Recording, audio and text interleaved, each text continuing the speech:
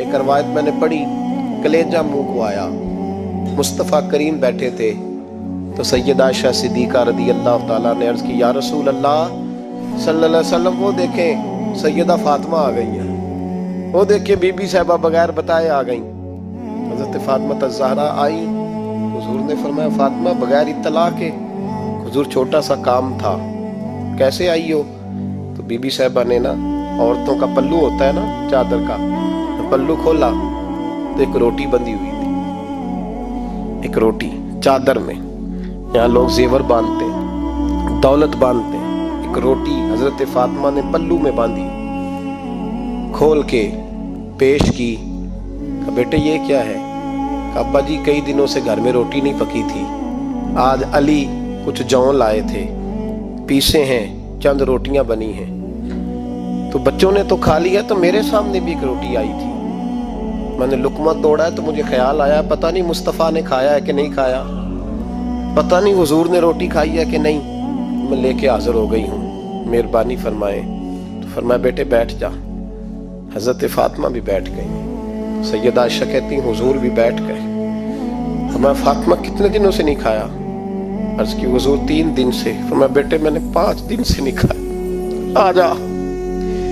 دونوں باپ بیٹی مل کے کھاتے ہیں، روٹی 2 حصوں میں حضور نے بانٹی، فرمایا چلا دی تو کھا، آدھی میں کھاتا ہوں۔ حضرت فاطمہ نے لقمہ توڑ کے منہ میں رکھا تو رو پڑی، حضور 5 دن سے نہیں کھائی۔ فرمایا بیٹے چپ کر، ہمارا دنیا سے کیا تعلق، ایک پل رہ گیا ہے، بس اللہ پھر جنت کی ساری نعمتیں عطا فرمائے، رونے والی بات ہی نہیں ہے اس میں، بس ہمارا کیا تعلق، ایک پل ہے، پھر مالک بڑا کچھ عطا کرے گا۔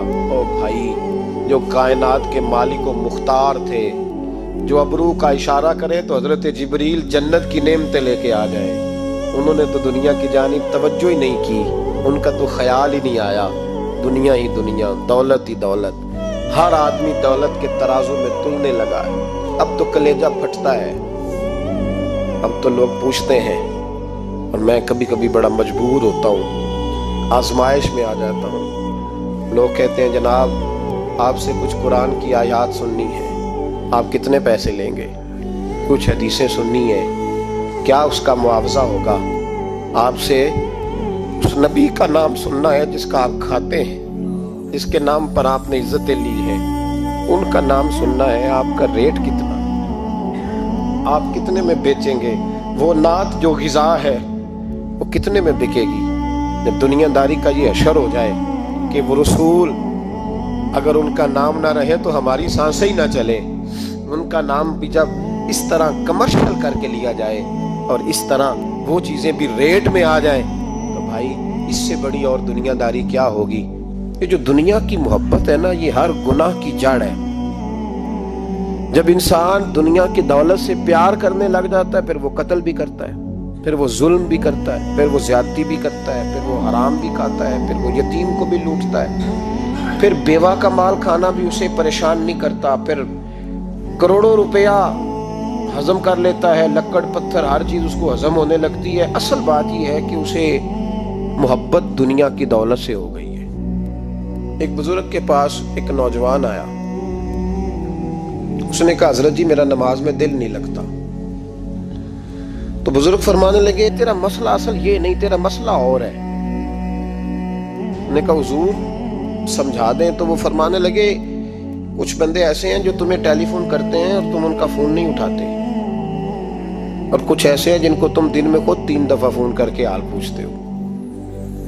حضور کیا مطلب؟ فرمانے لگے جس سے پیار نہیں نا، اس سے اظہار بیزاری ہے، تو اس کا فون بجتا رہے تو کہتے ہیں میں تھا نہیں، میں موجود نہیں تھا، فون چارجنگ پہ تھا، گھر چھوڑ گیا تھا، بہانہ ہے۔ اور جس سے محبت ہے اس کو ٹیلی فون کر کے کہتے ہیں آپ پریشان تو نہیں ہوتے، بس میرا سلام لینے کو دل کر رہا تھا۔ فرمانے لگے کہ تیرا اصل مسئلہ یہ ہے کہ تو نے محبت نہیں کی اللہ رسول سے۔ اگر تیرا خدا رسول سے پیار ہوتا تو یہ جملہ کیسے آتا کہ نماز کو دل نہیں کرتا؟ پھر تو تیرا تہجد کو بھی دل کرتا، پھر تو تیرا ہر وقت قرآن پاک سینے سے چمٹائے رکھنے کو دل کرتا ہے، اس لیے کہ تیرا مقصود اللہ کی ذات ہوتی، کیونکہ مقصود دنیا داری ہے، مقصود دولت بنا لیا معاذ اللہ، مقصود ایک رنگ بنا لیا ہے، اس کا نقصان قوم اٹھا رہی ہے، نقصان رشتوں میں ناتوں میں حسن نہیں رہا، پیار نہیں رہا، ترتیب نہیں رہی۔ ایک ناروے سے دوست نے فون کیا، مجھے کہنے لگے آپ بڑی تقریریں کرتے ہیں، کوئی ہمارے حق میں بھی کر دو۔ تو میں نے کہا کہ آپ کو کیا ہے؟ کہنے لگے آپ پردیسیوں کی مجبوریاں نہیں سمجھتے۔ میں نے کہا کیا ہوا؟ کہنے لگے حضرت جی شکوہ ہے کہ ہمارے اپنے ہمیں جب بھی فون کرتے ہیں وہ یہ نہیں پوچھتے کہ شام کا کھانا کھایا ہے کہ نہیں کھایا، وہ کہتے ہیں وہ شادی آ گئی ہے تو جلدی کرو، پیسے بھیج دو، فٹافٹ کرو۔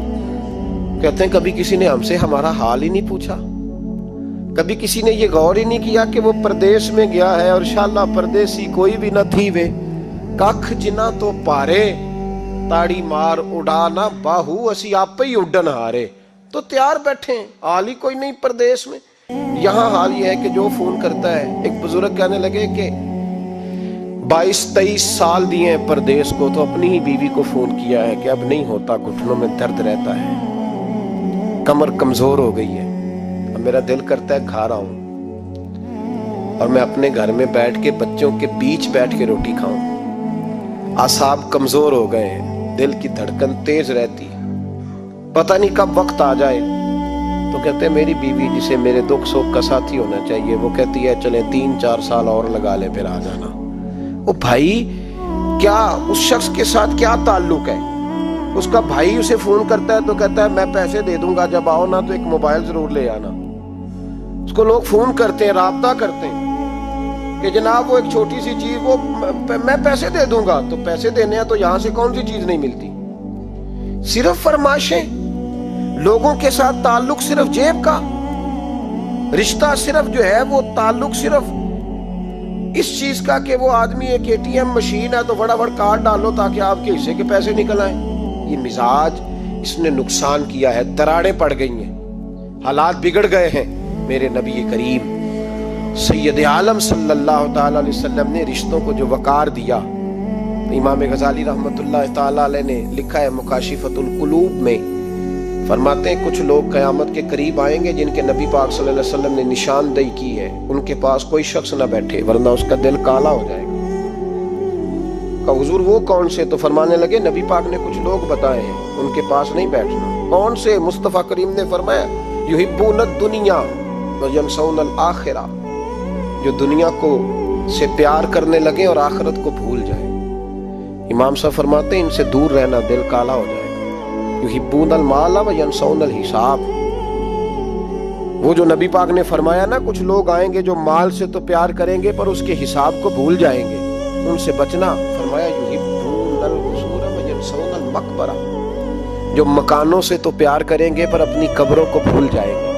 اور فرمایا ان لوگوں سے بھی بچ کے رہنا، ان سے بھی پرہیز کرنا جو لوگ یحبون الخلق وینسون الخالق، جو لوگ مخلوق سے تو پیار کریں گے، بندوں سے بڑا پیار کریں گے لیکن اپنے رب کو بھول جائیں گے، ان لوگوں سے بھی بچیں۔ ایسے لوگوں سے نبی پاک صلی اللہ علیہ وسلم نے نشاندہی کی، ان سے بچیں۔ تعلقات میں خلوص ہوتا ہے، جب کوئی آپ کی غربت سے پیار کرتا ہے تو وہ آپ کا اصل دوست ہوتا ہے، جب وہ آپ کی تنہائیوں سے آزمائشوں سے پیار کرتا ہے تو اس کا آپ کے ساتھ رشتہ خالص ہوتا ہے۔ جو آدمی دولت کو دیکھ کر پیار کرے اور دولت کو دیکھ کر آپ کے ساتھ وابستگی کا اظہار کرے تو اس شخص کا پیار سیدھا سیدھا، میرے رسول پاک سید عالم صلی اللہ علیہ وسلم نے ہمیں استغنا کا حکم دیا ہے، بے نیازی کا۔ یہ دنیا داری میں الجھنا، دنیا کے بن کے جینا، دنیا کے ہو کے رہنا۔ آپ یقین کریں سارے رشتے، میں نے سعودی عرب میں پیر دیکھے، پیر مریدوں کی لسٹیں لے کے جاتے ہیں، ان کو ٹیلی فون ہوتا ہے تمہارے پیر صاحب آ گئے ہیں، تم بھی پہنچ جاؤ، ٹھنڈی بوتلیں لے آنا آتی دفعہ۔ وہاں وزن اٹھایا نہیں جاتا واپسی پہ۔ ہمارے کئی سنگی ناراض ہو گئے، حضرت آپ آتے ہیں تو آپ بتاتے نہیں، تو میں کہتا ہوں یہاں بھی یہی کام کرنا ہے، ہم تو اپنے گناہوں کی معافی لینے آئے، تو ہم جس کام آئے ہمیں کرنے دو، کیوں الجھاتے ہو؟ وہاں جا کے بھی جہاں خالصتاً انسان کا رجوع اللہ کا وقت ہے، وہاں بھی وہی حالات پیدا ہو گئے، ہر طرف دنیا داری۔ اور یہ پیروں کی بات کرتا ہوں تو آپ بڑے مسکراتے ہیں، میں نے بڑے بڑے مفت خورے دیکھے ہیں، بڑے بڑے، یہ ہر طبقے میں ہوتے ہیں، ہر طبقے میں۔ ایک صاحب مجھے ایئرپورٹ پہ ملے, کہنے لگے جی کتنے دن رہا ہوں, ماشاءاللہ ایک دن بھی روٹی جیب سے نہیں کھائی. میں نے کہا بڑے کامیاب ہو کے آ رہے ہیں آپ, یہ تو بات باعث سے فخر ہے, جا کے کسی اخبار میں فوٹو چھپواؤ. کہنے لگے جی بڑے دوست, بڑے سنگی, بڑے کوئی ادھر سے کوئی چیز لے کے آ رہا ہے ادھر سے. تو میں نے کہا یہ کوئی فخر والی بات ہے, کوئی بتانے والی بات ہے؟ تو اللہ کی بڑا ہے جی. بھائی مفت خوری کا مزاج اور توجہ رکھنا کہ اب اس سے مجھے کیا مل سکتا ہے, اور اگر کوئی نہیں لے کے آیا واپس گیا تو شکوہ کرنا, دیکھو چل کے آ گیا, اس کو خبر ہی نہیں کہ جاتے دفعہ چلو بندہ 6 بوتلیں لے جائے, کیا فرق پڑتا ہے. یہ کمزور ذیل ہے, یہ دنیا داری ہے, یہ نفس پرستی ہے, یہ پیسے کی غلامی ہے. میرے نبی پاک صلی اللہ علیہ وسلم نے فرمایا جو رب کے بندے ہوں گے ان کے قیامت کے دن چہرے چمک رہے ہوں گے. تو یا رسول اللہ صلی اللہ علیہ وسلم اس کے علاوہ بھی کچھ بندے ہیں. فرمایا لعن عبد الدنیا وعبد الدرہم, فرمایا کچھ دنیا کے بندے ہیں, کچھ درہم کے بندے ہیں. ترجمہ یوں کر لو کچھ ڈالروں کے بندے ہیں. یہ حدیث مشکات میں موجود ہے. ڈالر کے, ریال کے, لاکھ کے, کروڑ کے بندے. حضور وہ کون ہے؟ فرمایا لعن عبد الدنیا وعبد الدرہم, جو دنیا کا اور دولت کا بندہ بنے وہ لعنتی ہے, ملعون ہے. یہ خدا کا بندہ رہا ہی نہیں, یہ پیسوں کا بندہ بن گیا ہے, دولت کا بندہ بن گیا ہے, اس کا معیار بدل گیا ہے. حضرت سالم بن عبداللہ بن عمر حضرت عمر فاروق کے پوتے تھے, کعبے کا طواف کر رہے تھے. طواف مکمل ہوا, 8واں استلام کر کے مقام ابراہیم کے پاس نماز پڑھنے لگے تو خلیفہ وقت کا آ گیا, گورنر. السلام علیکم کے بعد اس نے فوراً بات چھیڑی, کہنے لگا حضور کوئی حکم ہو تو بتائیے گا. تو آپ کہنے لگے تو بڑا ہی بیوقوف ہے یار, تجھے کس نے گورنر بنایا؟ بڑا تو بیوقوف ہے, تجھے تو سلیقہ ہی نہیں بات کرنے کا. حضور کیا ہوا؟ فرمانے لگے خدا کے گھر میں آ کے اور کعبے کے سامنے کھڑے ہو کے میں بندوں سے سوال کروں, یہاں آ کے بھی بندوں سے مانگوں, تو بڑا ہی بیوقوف ہے. سامنے اس کا گھر ہے, سامنے اس کا گھر ہے بیت اللہ اور حجر اسود اور مقام ابراہیم اور مقام ملتزم, اور یہاں بھی میں بندوں سے مانگوں. کہتا ہے مجھے بھی کبھی کسی نے ڈانٹا نہیں تھا, میرے بھی پیروں تک پسینہ نکل گیا. تو میں مسجد الحرام سے باہر نکل کے, یوں سمجھ لیں کہ جب لوگ باب عبدالعزیز سے یا باب فہد سے باہر آ جاتے ہیں, کہتے ہیں باہر نکل کے نا میں کھڑا ہو گیا. میں نے کہا چلو فارغ ہو کے آتے ہیں تو بات کرتا ہوں. حضرت فارغ ہو کے آئے تو میں نے کہا حضور اب تو بیت اللہ سامنے نہیں, اب بھی کوئی سوال کرے. تو فرمانے لگے اچھا ضروری ہے؟ کہا حضور ضروری ہے. تو فرمانے لگے چل پہلے بتا تجھ سے دین مانگوں کہ دنیا مانگوں, بول. تو کہنے لگا حضور میرے پاس تو دنیا ہی ہے, دین تو آپ کے پاس ہے. جب یہ جواب دیا تو حضرت سالم چلنے لگے اور چلتے چلتے فرمانے لگے جا اپنا کام کر, دنیا تو میں نے اس سے کبھی نہیں مانگی جس نے دنیا بنائی ہے, میں نے اس سے نہیں کبھی مانگی, تو کیا حیثیت رکھتا ہے؟ میں نے تو اس سے بھی جب بھی مانگا ہے یا اس کا قرب مانگا ہے یا اس کے رسول کی غلامی مانگی ہے, تو اس سے نہیں مانگتا جس نے بنائی ہے. تو کیا دے سکتا ہے, تیری کیا حیثیت ہے؟ تو بھائی ان لوگوں نے قریب پھٹکنے نہیں دیا, ان کے قریب یہ چیز آئی نہیں, بے نیاز لوگ تھے, توجہ ہی نہیں تھی. حضرت محبوب سبحانی غوث اعظم شیخ عبد القادر جیلانی رضی اللہ تعالیٰ, آپ ایک کاروبار بھی کرتے تھے, تو آپ کا کچھ مال آ رہا تھا جہاز کے ذریعے. ایک بندے نے خبر دی کان میں حضور جہاز ڈوب گیا. فرمانے لگے الحمدللہ الحمدللہ. ڈوب گیا جناب, یہاں جہاز ڈوب جائے تو بندہ بھی ڈوب جاتا ہے. کہتے ہیں صاحب انتقال کر گئے, 10 لاکھ کا نقصان ہو گیا, مال ڈوب گیا پورا جہاز ہی. فرمایا الحمدللہ, اور تم نے جلدی کی خبر دینے میں سبق پڑھا رہا تھا, کیوں مجھے دخل اندازی دی تم نے میرے کام میں, کیوں دخل اندازی کی؟ سب الحمدللہ. تھوڑی دیر کے بعد اس نے پھر کان میں کہا حضور وہ غلط خبر تھی, جہاز بچ گیا. فرمانے لگے الحمدللہ. پھر شاگردوں سے کہنے لگے میرا چہرہ دیکھ رہے تھے پہلی خبر کے بعد بھی, اس خبر کے بعد بھی؟ حضور دیکھ رہے تھے. فرمایا کوئی تبدیلی تو نہیں آئی؟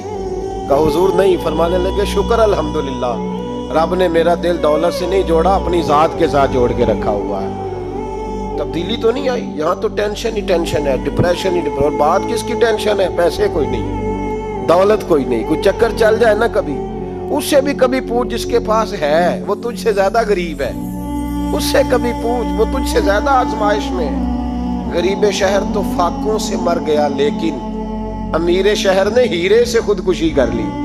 اس کو بھی تو پوچھ اس کا کیا حال ہے.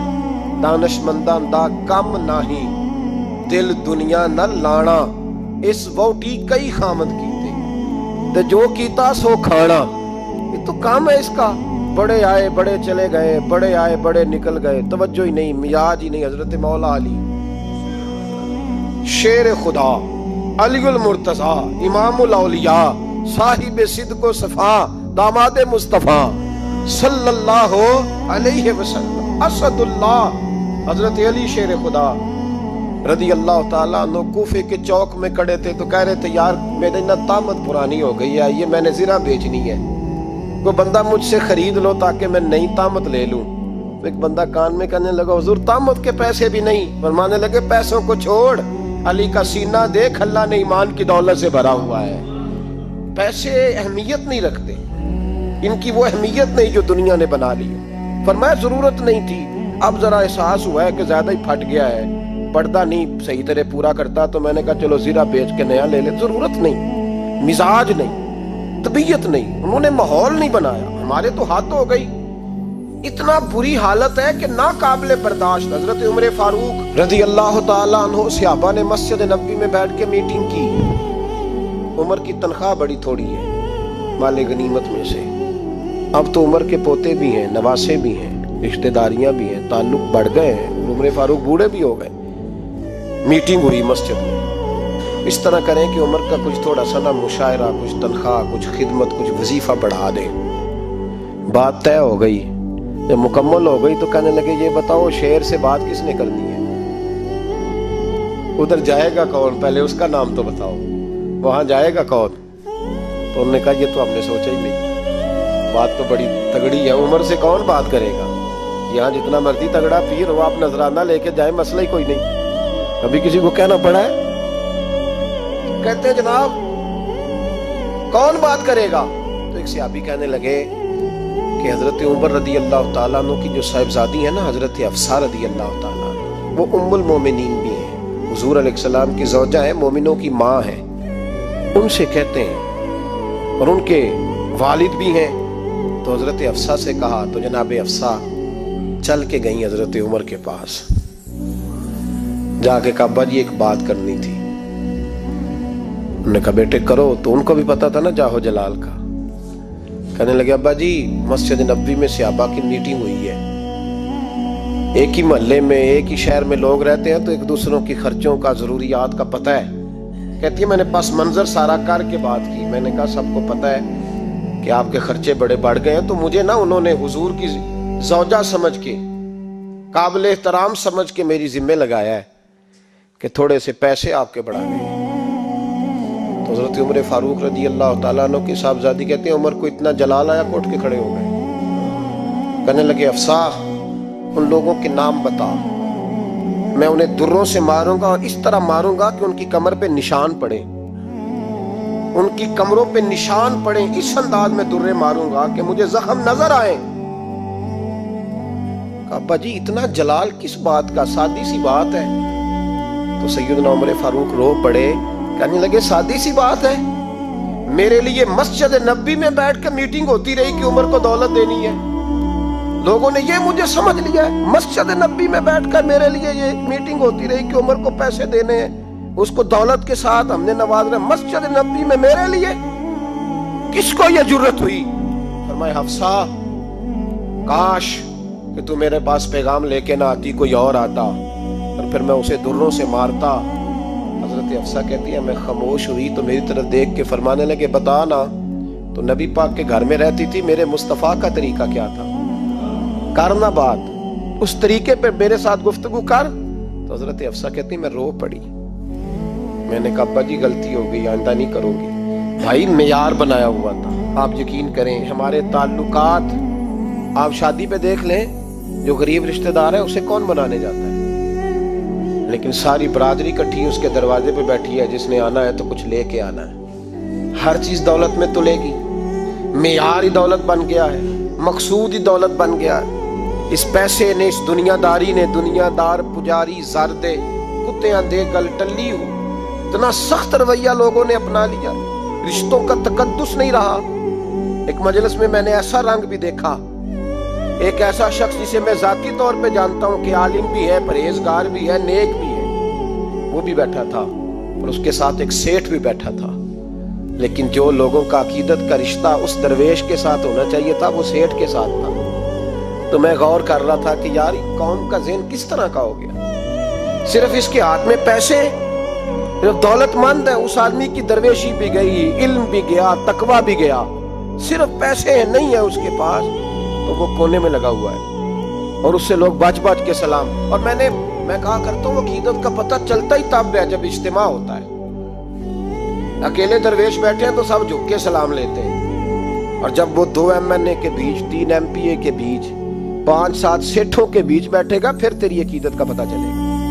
پھر پتہ چلے گا تیرا اللہ کے بندے سے رشتہ کس طرح کا ہے اور دولت کے بندے کے ساتھ رشتہ کس طرح ہے.